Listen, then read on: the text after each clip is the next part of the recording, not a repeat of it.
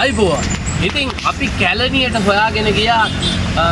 අපි ගිය සතියේ දුන්න ප්‍රශ්නෙට සාර්ථක උත්තර දුන්නා කැලණියේ සහෝදරෙක් අපේ. එයාට අපි ගිහිල්ලා රුපියල් 50000ක මුදලක් දුන්නා.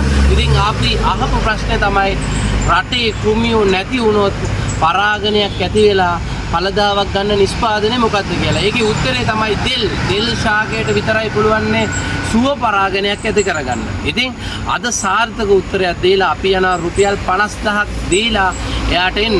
ඉතින් ඒ අතර තවත් ප්‍රශ්නයක් අපි දෙනවා.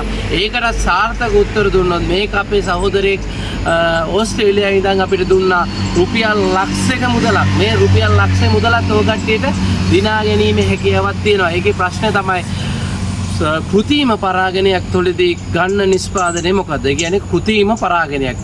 අපි සතුන්ගෙන් පරාගණේ නැතුව කෘතිම පරාගණ දෙකක් එකතු කරන්න ඕන. එතකොට තමයි ඒකේ නිෂ්පාදනය අපිට හම් වෙන්නේ. කෘතිම පරාගණ දෙකක දෙකයි. ඒකට සතුන්ගෙන් පරාගණේ වුණත් වැඩක් නැහැ, සුව පරාගණේ වුණත් වැඩක් නැහැ.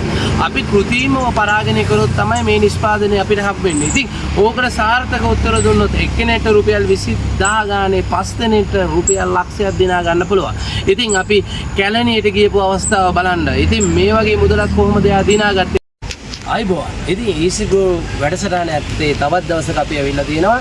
ඉතින් අපි පහුගිය සතියේ දුන්න ලස්සන පැනයක්. ඒකට සාර්ථක උත්තර දීලා ඉතින් මේ කැලණියේ තමයි මේ ඉගෙන ගන්න. ඉතින් අපි ආව කැලණි කැම්පස් එකට අද දවසේ.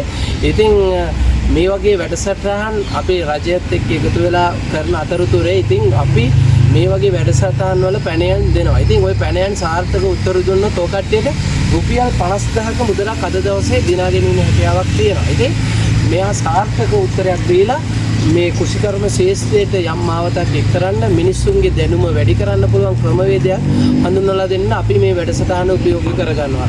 ඉතින් ඔයාලට මොකද හිතෙන්නේ අපි මේ ශේෂ්ත්‍රය ලංකාවේ ව්‍යාප්ත කරන ගැන? ඔයාලට සල්ලි හම්බෙකයිද කියලා හිතුවද? ඇත්තටම මම හිතුවේ නෑ මට සල්ලි හම්බෙයි කියලා. ඔව් ඇත්තටම සතුටුයි ඒ ගැන. මේ වගේ දේවල් ඉතින් තව ඉදිරියට ඔබතුමාලාට කරන්න කියලා.